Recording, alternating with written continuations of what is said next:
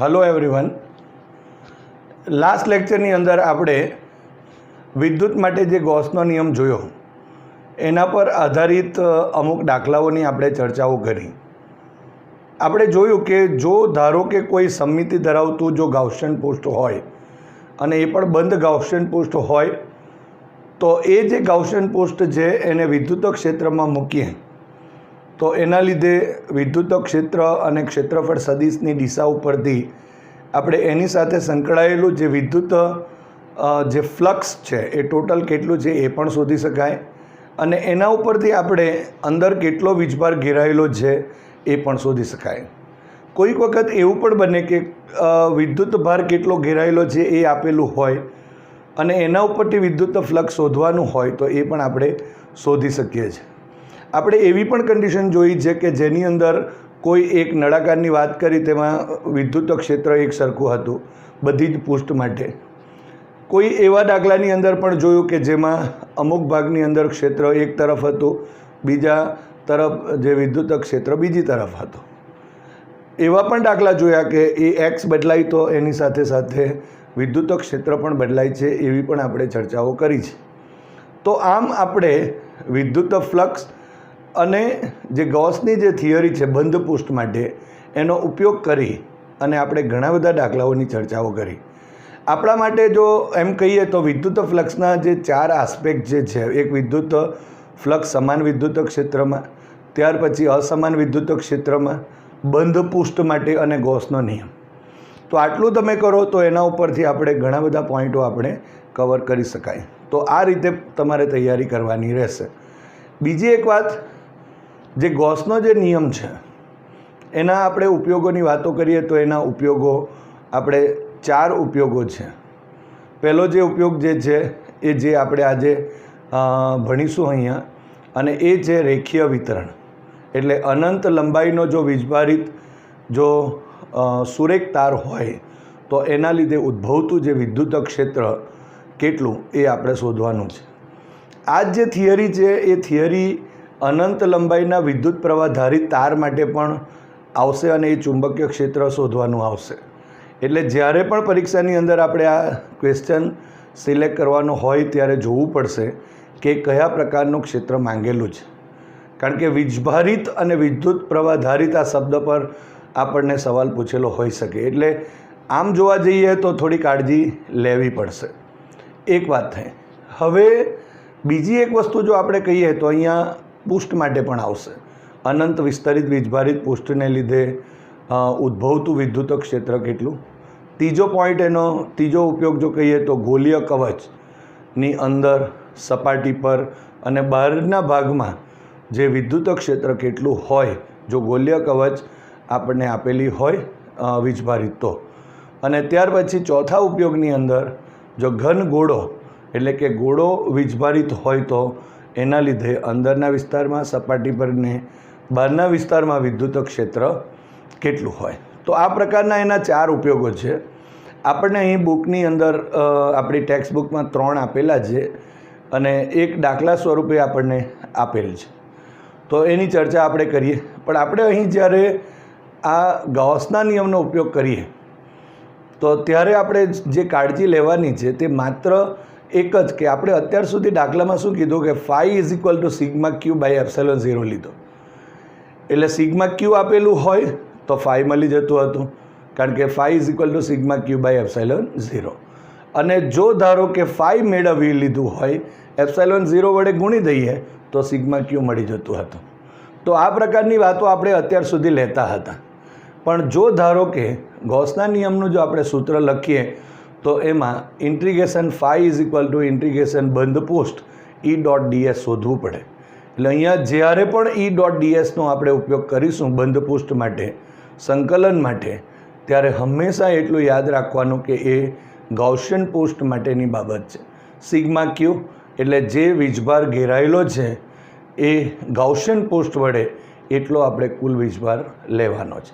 તો આને કાળજી પૂર્વક આપણે કામ કરીએ અહીંયા. અને આ જે આપણા પાસે પહેલી થિયરી છે જે રેખીય વિતરણ છે, બરાબર, એટલા માટે અહીં શું આવશે તો રેખીય વીજભારની રેખીય ઘનતા આવશે લેમડા. એમાં પણ પાછા બે આસ્પેક્ટ આવશે, એક તો લેમડા ઇઝ ગ્રેટર દેન 0 અને બીજું લેમડા ઇઝ લેસ દેન 0.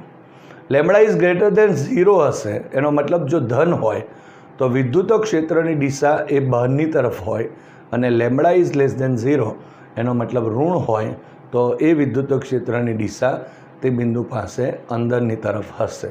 તો આટલી આપણે કાળજી લેવી પડશે. તો એ જ પ્રકારની વાતો આપણે અહીં કરીએ. પહેલાં જે ગાઉસનો નિયમ છે એને હું લખી દઉં અને એના ઉપરથી આપણે અનંત લંબાઈના વીજભારી અને જો રેખીય ઘનતા એ લેમડા ધરાવતા જે સુરેખ તારને લીધે ઉદ્ભવતું જે વિદ્યુત ક્ષેત્ર છે તે શોધીએ. તો અહીં પહેલાં જો લખીએ તો ગાઉસનો નિયમ આપણે જો લખીએ, ગૌસના નિયમ મુજબ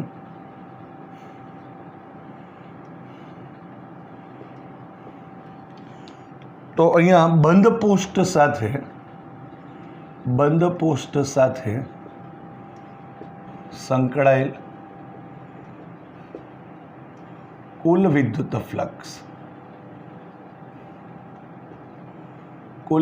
ફ્લક્સ કેટલું થવાનું? તો phi is equal to integration અહીંયા બંધ પૃષ્ઠ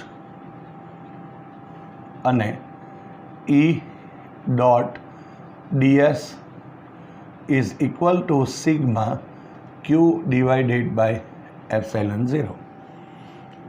ફરી એકવાર યાદ કરાવી દઉં કે અહીંયા સિગ્મા ક્યુ એ બંધ પૃષ્ઠ વડે ઘેરાતો કુલ વિદ્યુત ભાર છે. ઈ અને ds એટલે આ ક્ષેત્રફળ સદિશની વાતો છે, આ વિદ્યુત ક્ષેત્ર છે, બરાબર. અને આ બંધ પૃષ્ઠ માટે જો આપણે બે પ્રકારની વાતો કરીશું અત્યારે. એક તો નળાકારીય ગાઉસિયન પૃષ્ઠ છે અને બીજું ગોળાકાર ગાઉસિયન પૃષ્ઠ. પણ જ્યારે પણ એ સપાટી લઈએ ત્યારે કાળજી એટલી રાખીશું કે આખી બંધ સપાટી હશે તો ધારો કે નળાકાર હોય તો એની 3 આપણા પાસે સપાટી આવશે, 2 આડછેદ અને 1 વક્ર સપાટી. આમ મળીને 3 એની પૃષ્ઠ થાય અને એનાથી બંધ પૃષ્ઠ બને. તો એ રીતે પણ આપણે બંધ પૃષ્ઠ માટે ઘેરાયેલું જે વિદ્યુત ભાર તો ખરો જ, પણ સાથે સાથે અહીંયા ફ્લક્સ શોધી દઈશું. આ સૂત્રનો ઉપયોગ કરી અને એના જે વિદ્યુત ક્ષેત્ર મેળવવાનું છે તે મેળવીએ. તો અહીં પહેલી જે થિયરી છે એ અનંત લંબાઈના વિદ્યુત ભારિત અને રેખીય ઘનતા લેમડા ધરાવતા જે સુરેખ તાર છે, સુરેખ તારને લીધે ઉદ્ભવતું વિદ્યુત ક્ષેત્ર. ઓકે, આકૃતિ આપણે જો દર્શાવીએ અહીંયા તો અનંત લંબાઈ માટે આપણે શું કરીશું કે ધારો કે આ રીતે અહીંયા આ ધન વીજભાર આ રીતે અહીં આપેલ છે. હવે અનંત દર્શાવવું હોય તો એને 3 ટપકા આ તરફ બતાવવાના અને 3 ટપકા આ તરફ બતાવવાના. એટલે અનંત લંબાઈનો આ એક સુરેખ તાર છે, આપણે એમ કહી શકાય. હવે જોઈ શકાય છે અહીંયા કે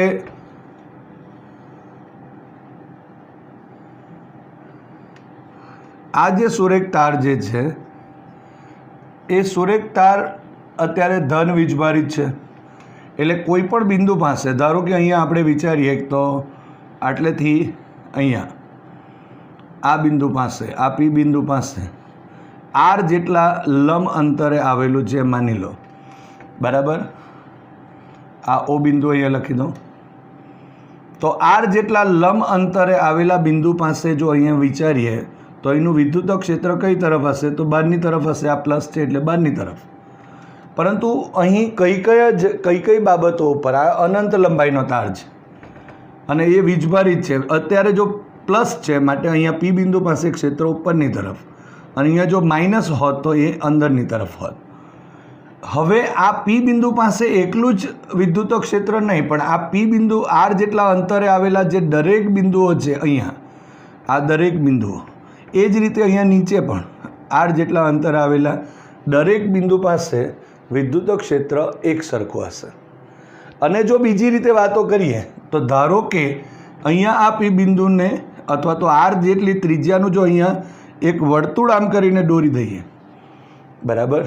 ધારો કે અત્યારે આપણે જો અહીં આ જે અહીંયા ટોપ છે તો આ પી બિંદુ છે, ધારો કે અહીંયા આ પી બિંદુ છે, તો અહીંયાથી આપણે આ રીતે જો વર્તુળ દોરી દઈએ આ રીતે, તો આ રીતે વર્તુળ આમ દોરી દઈએ તો વર્તુળ પરના દરેક બિંદુ પાસેનું વિદ્યુત ક્ષેત્ર એક સરખું હશે અને જે તે બિંદુ પાસે ક્ષેત્રની દિશા બહારની તરફની હશે. એ જ રીતે આ જે આર જેટલા અંતરે અહીંયા આ તરફ જે આવેલા તે બધા, આ તરફ જે આવેલા છે તે બધા, નીચે બધા આવેલા છે તે, આ બધા આર ત્રિજ્યાના વર્તુળો છે એ બધી જગ્યા ઉપરનું ક્ષેત્ર કેવું રહેશે? એક સરખું રહેશે. અને એ જો એક સરખું રહેતું હોય તો આપણે અહીં એક ગાઉસિયન પૃષ્ઠ લઈ લઈએ.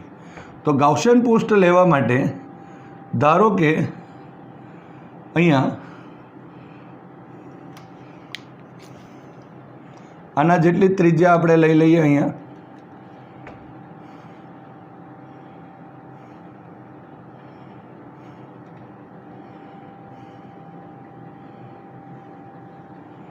તો એક નળાકાર ગાઉસિયન પૃષ્ઠ લઈ લઈએ અને એ જે નળાકાર ગાઉસિયન પૃષ્ઠ આપણે લઈએ છીએ એની લંબાઈ ધારો કે L જેટલી છે અને ત્રિજ્યા, આડછેદની ત્રિજ્યા એ R જેટલી છે. એટલે એનો અર્થ શું થયો કે આ નળાકાર પર ના દરેક બિંદુ પાસે નું વિદ્યુત ક્ષેત્ર કેવું હશે? એક સરખું હશે. તો આ રીતે આપણે અહીં એક નળાકાર ગાઉસિયન પૃષ્ઠ લઈ શકાય. ઓકે, તમે જોઈ શકો છો અહીંયા કે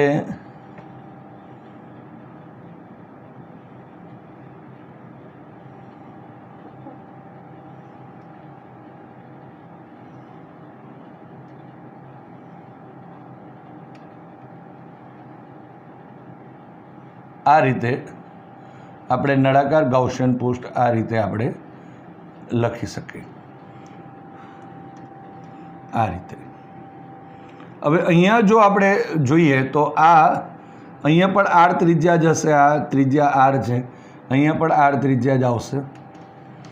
ઓકે, હવે આ વક્ર સપાટી થશે. આ જે ભાગ છે એ વક્ર સપાટી આમ થશે. હવે અંદર ઘેરાયેલો જે ભાગ છે એટલે આ જે વીજભાર છે તે આટલેથી આટલામાં ઘેરાયેલો હશે, અહીંયાથી આટલે સુધી. આ જે ગાઉસિયન પૃષ્ઠ છે એમાં એનો મતલબ શું થયો કે ઘેરાયેલો કુલ વિદ્યુત ભાર કેટલો હશે? તો એ આપણે અહીં લઈ શકાય, બરાબર. આટલેથી આટલો, આની લંબાઈ આપણે લીધી છે.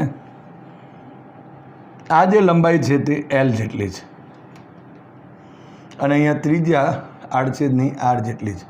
ધારો કે આ બિંદુ P છે, એ P બિંદુ પાસે એક ગાઉસિયન પૃષ્ઠ લઈ લઈએ.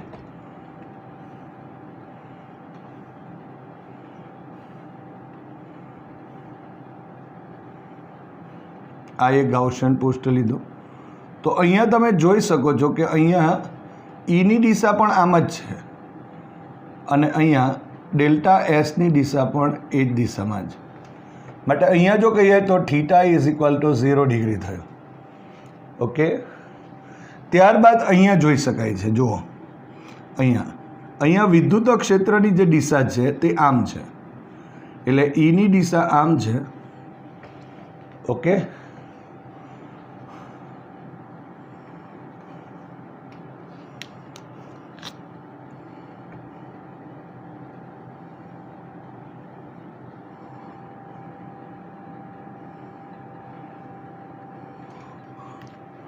વિદ્યુત ક્ષેત્ર જે છે એની દિશા આ રીતે છે અને અહીંયા ડેલ્ટા એસની જે દિશા છે તે આ તરફની છે. એટલે અહીંયા જો ખૂણો કહીએ તો એ 90 ડિગ્રી થયો. એટલે અહીંયા θ = 90 ડિગ્રી. અહીંયાનું આડછેદ જે છે એમાં વિદ્યુત ક્ષેત્રની દિશા આ તરફની છે, એટલે Eની દિશા આ તરફની છે અને ડેલ્ટા એસની દિશા આ તરફની છે. તો આ રીતે આપણે અહીં 90 ડિગ્રી બતાવી શકીએ. એટલે theta is equal two 90 degree. એટલે ધારો કે જો આ આપણે આડછેદ 1 લઈએ, અને આડછેદ 2 લઈએ, અહીંયા આડછેદ 3 લઈ લે, તો આ રીતે 1, 2 અને 3 આડછેદ જો વિદ્યુત ફ્લક્સ શોધી દઈએ તો ટોટલ વિદ્યુત ફ્લક્સ મળી જશે. હવે સિગ્મા ક્યુ શોધવાનું છે. તો સિગ્મા ક્યુ શોધવા માટે શું કરવું પડશે? તો અહીં લેમડા આપેલું છે, એટલે લેમડાનો વીજભારની રેખીય ઘનતા એટલે એકમ લંબાઈ દીઠ વિદ્યુતભાર કહેવાય. માટે આપણે અહીં જો કહીએ તો આ જે આપણા પાસે ક્ષેત્રફળ અહીંયા બતાવીએ તે એકમ લંબાઈ દીઠ, સોરી, આ ક્ષેત્રફળ તો આપણે અહીં એસ બતાવી શકીશું, પણ એકમ લંબાઈ દીઠ અહીંયા જો ધારો કે વિદ્યુતભાર લેમડા હોય તો આ જે એલ લંબાઈ દીઠ, આ એલ લંબાઈ દીઠ કેટલું, એટલે આપણને સિગ્મા ક્યુ મળી જશે. સિગ્મા ક્યુ મળી ગયું, ફ્લક્સ ફાઈ મળી જશે, અને ટોટલ આપણે એ રીતે લઈ લઈએ. તો પહેલાં આપણે સિગ્મા ક્યુ શોધી દઈએ. અહીંયા લખીશું એકમ લંબાઈ દીઠ વિદ્યુત ભાર, તો ઇઝ ઇક્વલ ટુ લેમડા માટે અહીંયા એલ લંબાઈ દીઠ વિદ્યુત ભાર ઇઝ ઇક્વલ ટુ આપણે અહીંયા સિગ્મા ક્યુ લખીએ છીએ, અને is equal to lambda into L થશે. સમાન રીતે વિતરિત છે આ રેખીય સુરેખ તાર ઉપર. હવે આ એક આપણને અહીં મળે છે. હવે આપણે ફ્લક્સ શોધી દઈએ, અને ફ્લક્સ શોધવા માટે બધા જ આડછેદનું ફ્લક્સ શોધી દઈએ. તો અહીંયા તમે જોઈ શકો છો 90 ડિગ્રી છે, અહીંયા 90 છે, ને અહીંયા 0 છે. તો આપણે લખીશું નળાકાર જે ગૌસિયન પોસ્ટ છે, પોસ્ટ ના આડછેદ 1 સાથે સંકળાયેલ વિદ્યુત ફ્લક્સ, તો એને નામ આપીશું φ1 is equal to integration of post. Post એટલે હું એસ નામ આપું છું. અહીંયા આડછેદ આપણે કીધું ને એસ, આખાના માટે એસ, બરાબર, એ પણ તમે લઈ શકો. અને અહીંયા લખીએ છીએ E.ds. So is equal to integration S, એટલે આ પૃષ્ઠ જ છે, આટલું પૃષ્ઠ જ છે, આ પૃષ્ઠ જ છે. એટલે તો અહીંયા EDS અને cos 90 ડિગ્રી થશે. આ જોઈ શકાય છે, E અને DS વચ્ચેનો ખૂણો. તો અહીંયા φ1 ઇઝ ઇક્વલ ટુ 0 થશે. એક પોઈન્ટ થયો. હવે આ આડછેદ 2 માટે પાછું લખીશું નળાકાર ગૌસિયન પોસ્ટ ના આડછેદ 2 માટે સાથે સંકળાયેલ વિદ્યુત ફ્લક્સ. તો અહીંયા φ2 નામ આપીશું. φ2 is equal to integration S અને E.ds. So integration S EDS અને cos 90 આ પણ થશે. So φ2 is equal also 0. હવે ત્રીજો પોઈન્ટ લઈએ કે વક્ર સપાટી સાથે સંકળાયેલું જે વિદ્યુત ફ્લક્સ છે તે કેટલું. તો અહીંયા નળાકાર ગૌસિયન પોસ્ટની વક્ર સપાટી સાથે સંકળાયેલ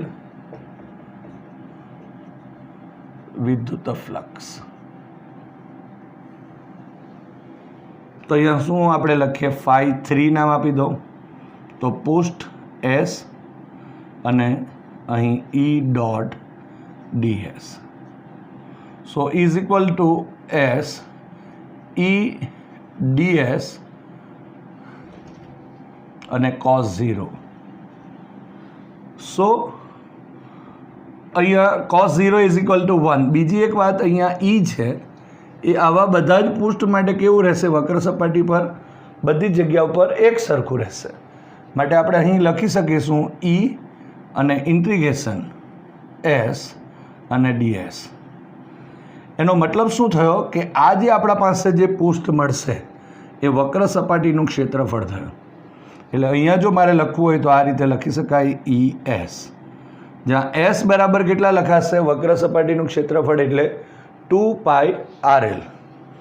માટે અહીં φ3 ઇઝ ઇક્વલ ટુ ઈ કૌંસમાં 2πRL થશે. માટે હવે આપણે જો કહીએ તો આ ત્રીજો પોઈન્ટ થયો, 3 સપાટી આવી જશે. માટે ગૌસિયન પૃષ્ઠ સાથે સંકળાયેલું કુલ વિદ્યુત ફ્લક્સ એટલે આ 3 નો સરવાળો, એટલે આ 0 વત્તા 0 વત્તા આટલું એટલે આટલું થશે, ઈ કૌંસમાં 2πRL. તો અહીંયા લખી દઉં છું.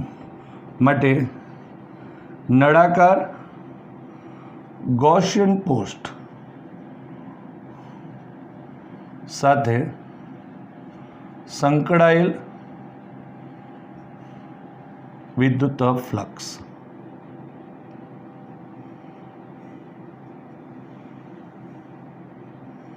ફાઈ નામ આપી દઉં છું is equal to φ1 plus φ2 plus φ3 is equal to, આ તો 0 થયું, અહીંયા આ બી 0 થશે એટલે આ φ3 જે છે તે આવી જશે.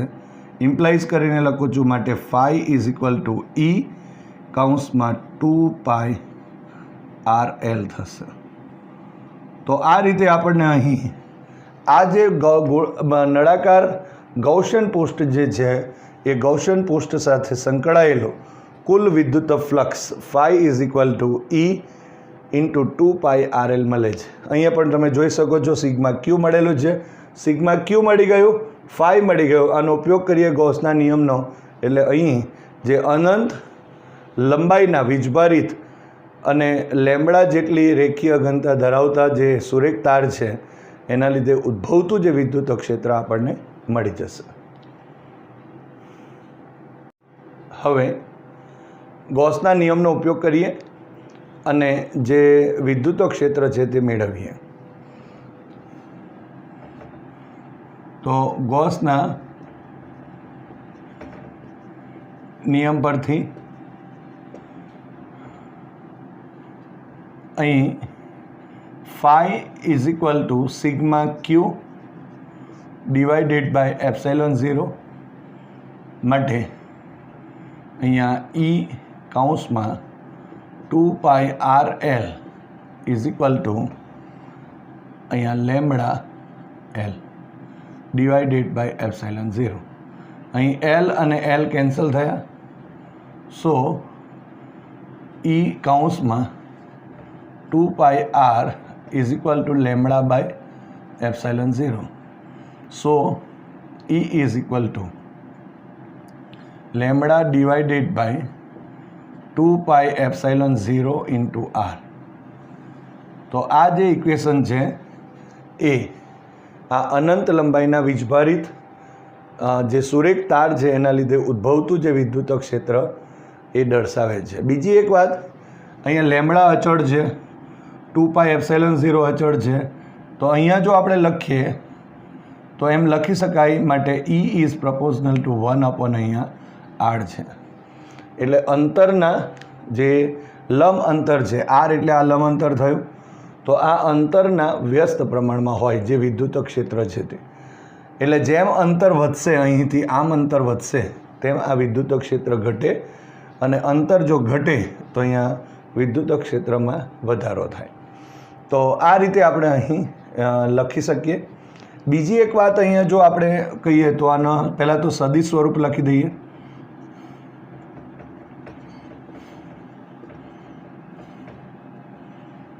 તો અહીંયા E વિદ્યુત ક્ષેત્ર is equal to lambda divided by 2πε0 into R. હવે અત્યારે જો આપણે કહીએ તો આ ધન છે એટલે લેમડા ધન છે, તો આ વિદ્યુત ક્ષેત્ર બહારની તરફ છે. જો લેમડા ઋણ હોય તો વિદ્યુત ક્ષેત્ર અંદરની તરફ. અત્યારે આરની દિશા બહારની તરફ છે એટલે આપણે અહીંયા આર કેરેટ લખી શકાય, અથવા તો અહીંયા આર કેરેટ એટલે શું થશે, તમે એન કેરેટ પણ લખી શકો, આર કેરેટ પણ લખી શકો, કે જે વિદ્યુત ક્ષેત્રની દિશામાંનો એકમ સદિશ છે. જો ધારો કે આ ઋણ હોત તો અત્યારે માઇનસ આર કેરેટ આપણે લખવું પડે. ઓકે, હવે આ જે સૂત્ર છે એ તમારા પાસે અત્યારે આ જે મેળવવાનું સૂત્ર હતું એ, પણ હજુ પણ આના ઉપરથી એક બીજું સૂત્ર બનાવી શકાય. જો આપણે મૂલ્ય સ્વરૂપ લઈએ E is equal to lambda by 2πε0 into R. હવે અહીંયા જો આપણે 2 વડે ગુણીએ છીએ અને 2 વડે અહીંયા ભાગી નાખીએ એટલે 2πε0 ઇન્ટુ આર થશે. આ ε0 સ્વરૂપમાં છે.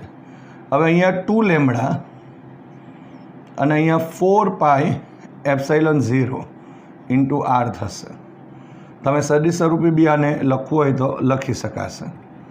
ઓકે, સો અહીંયા 1/4πε0, કારણ 1/4πε0 ઇઝ ઇક્વલ ટુ કે.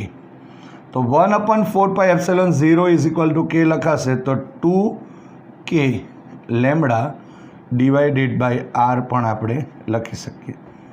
અને જે રીતે દિશાની વાત કરી તે તો આવશે જ. અહીંથી બળની વાતો પણ કરી શકાય. E is equal two F/Q લખીને તમે બળ પણ બતાવી શકો. જો ધન હોય તો ધન અને ઋણ હોય તો ઋણ. દિશાની જ્યારે ચર્ચા આવે ત્યારે જોવું પડશે કે લેમડા ધન છે કે લેમડા ઋણ છે. ઓકે, તો આ રીતે આપણે અહીં અનંત લંબાઈના અને લેમડા જેટલી રેખીય ઘનતા ધરાવતા સુરેખ તારને લીધે આર જેટલા અંતરે આવેલા બિંદુ પાસે જે વિદ્યુત ક્ષેત્ર છે એનું સૂત્ર આપણે મેળવી શકાય. હવે જે રીતે આપણે અનંત લંબાઈના વીજભારિત સુરેખ તારને લીધે ઉદ્ભવતું જે વિદ્યુત ક્ષેત્ર મેળવ્યું છે એ જ રીતે આપણે અહીં હવે અનંત વિસ્તરિત વીજભારિત સમતલને લીધે જો ઉદ્ભવતું વિદ્યુત ક્ષેત્ર કેટલું એ આપણે મેળવી રહ્યા છીએ. હવે પ્રોસેસમાં બંને જે વસ્તુ આપણે ઉપયોગ એકની અંદર વાત કરી છે એવી જ બધી રીતે વાતો કરીશું. અહીંયા પણ એક વસ્તુની કાળજી રાખીશું. અહીંયા આપણને વીજભારની જે પૃષ્ઠ ઘનતા આવશે, રેખીય ઘનતાની જગ્યાએ પૃષ્ઠ ઘનતા, કારણ કે આ જે વિતરણ છે તે પૃષ્ઠ વિતરણ છે, એટલો જ ફરક આવશે. અને એ જ રીતે જે પૃષ્ઠ છે એ ગાઉસિયન પૃષ્ઠ એક લઈ લઈએ અને એ ગાઉસિયન પૃષ્ઠ સાથે સંકળાયેલું જે કુલ વિદ્યુત ફ્લક્સ મેળવી અને એના વડે ઘેરાતો કુલ વીજભાર કેટલો છે એ લઈ લઈએ તો અહીંયા સિગ્મા ક્યુ મળી જશે અને ગાઉસના નિયમનો ઉપયોગ કરીશું. પેટર્ન આપણે એક જ સરખી રાખીશું કે જેના લીધે આપણને બધા જ જે ઉપયોગો છે તે સરળતાથી આપણે મેળવી શકાય. ચાલો અહીંયા આપણે જોઈએ છે, ધારો કે અહીંયા એક આપણે અનંત વિસ્તરિત વીજભારિત સમતલ લઈએ છીએ. હવે આવી રીતે આ આકૃતિ દોરવાનો મતલબ શું થાય કે સ્ટ્રેટ નથી બતાવેલી, તો એનો મતલબ એમ થાય કે અહીંયા અનંત છે, આમ પણ અનંત છે અને આ રીતે અહીં અનંત વિસ્તરિત જ છે. આ રીતે એક અનંત વિસ્તરિત વીજભારિત પૃષ્ઠ છે.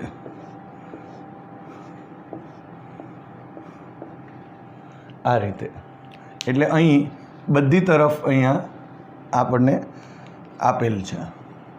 હવે ધારો કે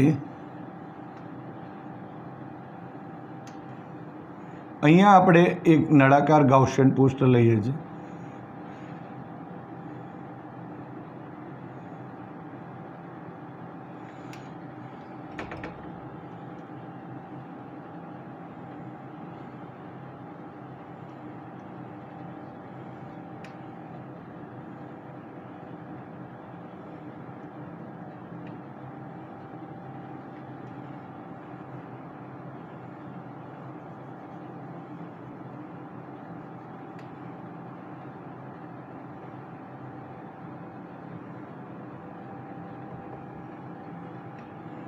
આ રીતે એક આડછેદ આપણે લીધો છે કે જે અહીંયા આ એસ જેટલો અહીંયા ધારો કે એનો આડછેદ છે. આ જેટલું આપણે દોરીએ છીએ એટલું જ અહીં પણ દોરવું પડશે આ રીતે.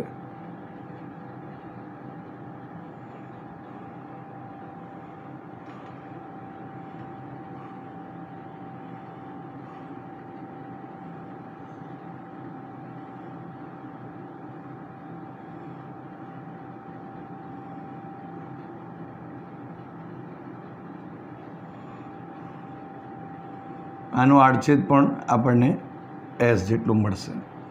આ એની વક્ર સપાટી થઈ જશે. આ વક્ર સપાટી થઈ, આ વક્ર સપાટી થઈ. ઓકે, અને આ એના આડછેદ થયા.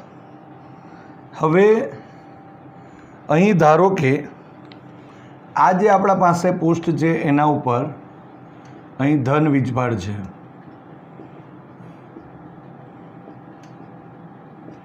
અહીં ધન વીજભાર છે એવું આપણે લઈ લઈશું.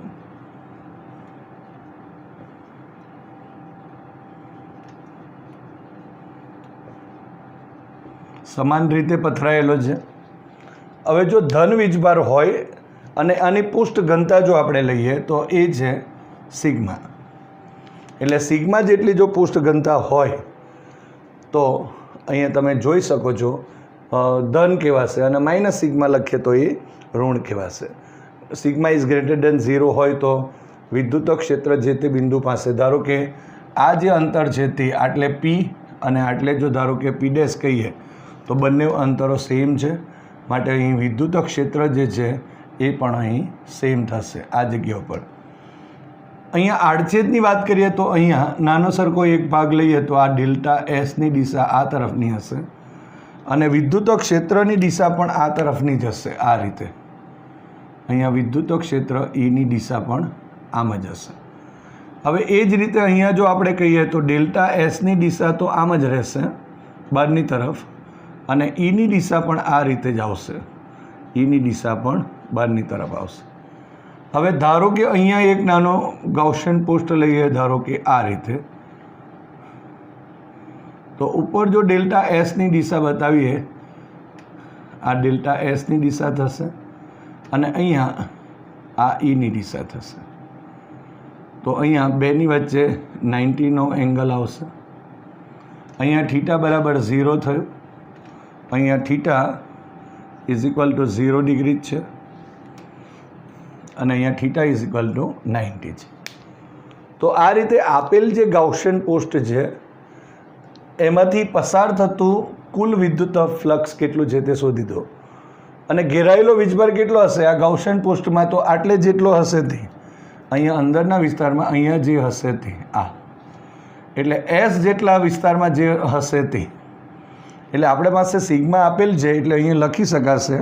સિગ્મા આપેલ છે એટલે અહીંયા લખીએ કે એકમ ક્ષેત્રફળ દીઠ વિદ્યુત ભાર ઇઝ ઇક્વલ ટુ સિગ્મા. માટે એસ ક્ષેત્રફળ દીઠ, અહીંયા તમે એનો પણ ઉપયોગ કરી શકો, કેપિટલ વિદ્યુત ભાર sigma Q is equal to sigma into S થશે. તો આ સમીકરણ નંબર આપણે 1. હવે જેટલા બી ઉપયોગ આપણે જોઈએ બધા જ ઉપયોગની અંદર આ પેટર્નનો ઉપયોગ કરીશું. કાળજી એટલી જ રાખવાની કે અહીંયા ગૌસિયન પૃષ્ઠ કયું છે, એની સાથે સંકળાયેલું ફ્લક્સ કેટલું છે અને સિગ્મા ક્યુ કેટલો. સિગ્મા ક્યુ અહીંયા પૃષ્ઠ છે માટે સિગ્મા ઇન્ટુ એસ જેટલો થશે. અહીંયા એ લીધેલું હોત તો કેપિટલ એ આવતે. હવે આપણે અહીંયા જે ગૌસિયન પૃષ્ઠ છે એ નળાકાર છે માટે અહીંયા લખીશું નળાકાર જે ગૌસિયન પૃષ્ઠના આડછેદ. હવે અહીંયા આડછેદ નંબર 1 આપી દો, અહીંયા આને આડછેદ 1 આપી દો, અહીંયા આડછેદ 2 આપી દો અને આ જે આડછેદ છે એને અહીંયા 3 આપી દો. તો અહીંયા આડછેદ 1 સાથે સંકળાયેલ વિદ્યુત ફ્લક્સ φ1 ઇઝ ઇક્વલ ટુ અહીંયા S E ડોટ ds. હવે φ1 એટલે આ છે, અહીંયા E અને ds વચ્ચેનો ખૂણો 0 છે, માટે લખાશે શું? Integration E ds cos 0. અહીંયા પૃષ્ઠ માટે જ છે. સો અહીં E એટલે બધી જગ્યા ઉપર કેવું છે? કોમન છે, માટે E ને હું બહાર લઈ લઉં છું અને ઇન્ટિગ્રેશન S ઇન્ટુ ds થશે. હવે આ જે આપણા પાસે જે મળે છે એ તમે જોઈ શકો છો. ડીએસનું સંકલન કરીશું તો આપણને S મળશે, પણ આ ds એટલે કયું? તો આ જે આડછેદ છે એનું ક્ષેત્રફળ, એ તો આપણે S લીધું જ છે, અહીંયા S જેટલું લીધું જ છે. સો is equal two E into S થશે. સો φ1 આપણને મળી જાય છે, અહીંયા φ1 મળી જશે. તો આ રીતે φ1 અહીંયા મળી જાય છે. હવે આ બીજી સપાટી માટે લઈએ તો અહીંયા લખીશું નળાકાર ગૌસિયન પૃષ્ઠ ના આડછેદ 2 સાથે સંકળાયેલ વિદ્યુત ફ્લક્સ, એને નામ આપી દો φ2. સો ઇઝ ઇક્વલ ટુ અહીંયા S E dot ds is equal two S E ds અને cos 0, એ પણ cos 0 જ છે. એટલે અહીંયા જો આપણે લખીએ વિદ્યુત ક્ષેત્ર અહીંયા પણ સેમ જ છે, E integration S into ds. હવે આની જગ્યાએ S લખીશું એટલે E ઇન્ટુ S, જ્યાં S એટલે શું થશે? આ જે આડછેદ છે એનું ક્ષેત્રફળ. અહીંયા આપણા પાસે જો લંઘન લીધો હોય આ જગ્યા ઉપર તો અહીંયા આડછેદ કેવો આવશે? અહીંયા લંબચોરસ આવશે. એટલે કોઈ પણ હોઈ શકે અહીંયા, પણ આડછેદનું ક્ષેત્રફળ એટલે અહીંયા ડીએસનું સંકલન એટલે S થશે. જે આવે તે લઈ શકાય. અહીંયા અત્યારે લેવું હોય તો πr² લઈ શકાય, પણ આપણે કોમન પદ મૂકેલું છે અહીંયા, માટે φ2 પણ મળી ગયું અહીંયા આ રીતે. હવે ત્રીજો પોઈન્ટ, આ ત્રીજું જે છે પૃષ્ઠ એના માટે, તો નળાકાર ગૌસિયન પૃષ્ઠ ની વક્ર સપાટી સાથે સંકળાયેલ વિદ્યુત ફ્લક્સ કેટલું થશે? તો φ3 નામ આપી દઉં છું એને, is equal to integration S into E dot ds. So is equal to integration S E ds અને cos 90. cos 90 લખીશું એટલે અહીંયા 0 થઈ જશે, માટે φ3 is equal to 0. φ3 is equal to આપણને અહીં 0 મળે છે. માટે નળાકાર ગૌસિયન પૃષ્ઠ સાથે સંકળાયેલ કુલ વિદ્યુત flux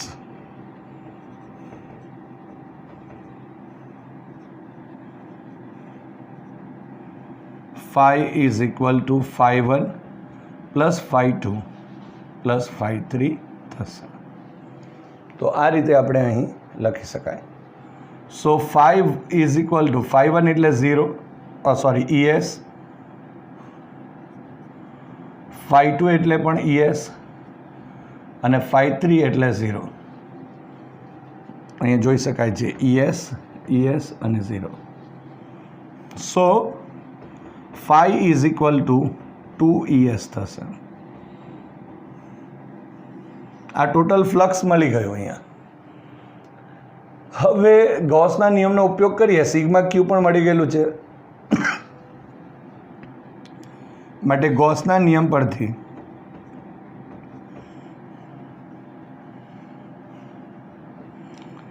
phi is equal to sigma q by epsilon 0. માટે 2ES ઇઝ ઇક્વલ ટુ અહીંયા sigma into S divided by epsilon 0. અહીં એસ અને એસ કેન્સલ આઉટ થશે, એટલે જે સૂત્ર મળે છે આપણને એ E ઇઝ ઇક્વલ ટુ આ સિગ્મા અને divided by 2 epsilon 0. Sigma by 2 epsilon 0 થશે.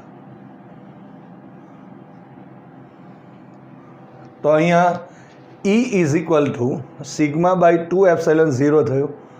અહીંયા તમે જોઈ શકો છો સિગ્મા અચળ, 2 અચળ, એપ્સાઇલોન 0 અચળ. માટે અહીં જે વિદ્યુત ક્ષેત્ર છે એ વિદ્યુત ક્ષેત્ર એ અંતર પર આધારિત નથી, એ આર પર આધારિત નથી. જો તમે જોઈ શકો છો અહીંયાથી અહીંયા સુધીનું અંતર આર અને અહીંયા સુધીનું અંતર પણ આર જ છે. આ પણ અહીંયા અંતર પર એ આધારિત નથી. એનો મતલબ શું થયો? એનો મતલબ એમ થયો કે અહીંયા આ જગ્યા પર હોય, આ જગ્યા પર હોય, અહીંયા હોય, કોઈ બી જગ્યા પર આ પૃષ્ઠથી કોઈ પણ અંતર પાસે વિદ્યુત ક્ષેત્રનું મૂલ્ય એક સરખું રહે છે, અચળ, અને તે E is equal to sigma by 2 epsilon 0 જેટલું હોય. બીજી એક વાત અહીંયા જો આપણે નોંધીએ તો એમ કહી શકાય કે એની દિશા, જો આ પૃષ્ઠ પરનો વિદ્યુત ભાર જો ધારો કે ધન હશે તો જે તે બિંદુ પાસે બહારની તરફ, ધારો કે આ P બિંદુ છે તો બહારની તરફ, અહીંયા કોઈ બિંદુ છે તો બહારની તરફ, અહીંયા કોઈ બિંદુ છે તો બહારની તરફ, એટલું વિદ્યુત ક્ષેત્ર કે જેનું મૂલ્ય આટલું હશે. અંતર પર આધારિત નથી, કોઈ પણ જગ્યા પર હોઈ શકે. આ તરફ બી હશે તો બહારની તરફ, એટલે અહીંયા હશે તો બહારની તરફ, અહીંયા હશે તો બી બહારની તરફ. તો આ રીતે આપણે અહીં આનું કન્ક્લુઝન લઈ શકીએ. અને વેરી મોસ્ટ આઈએમપી આ થિયરી કહેવાશે, કારણ કે આનો ઉપયોગ આપણે સમાંતર પ્લેટ કેપેસિટરની અંદર પણ કરીશું. એટલે અહીંયા જે સૂત્ર છે એના ઉપરથી એમ કહી શકાય કે વિદ્યુત ક્ષેત્ર એ અંતર પર આધારિત નથી, પરંતુ એનું મૂલ્ય જે તે બિંદુ પાસે જો સિગ્મા પ્લસ હોય, સિગ્મા ઇઝ ગ્રેટર દેન 0 તો બહાર તરફ, અને સિગ્મા ઇઝ લેસ દેન 0 હોય તો અંદર તરફ હશે.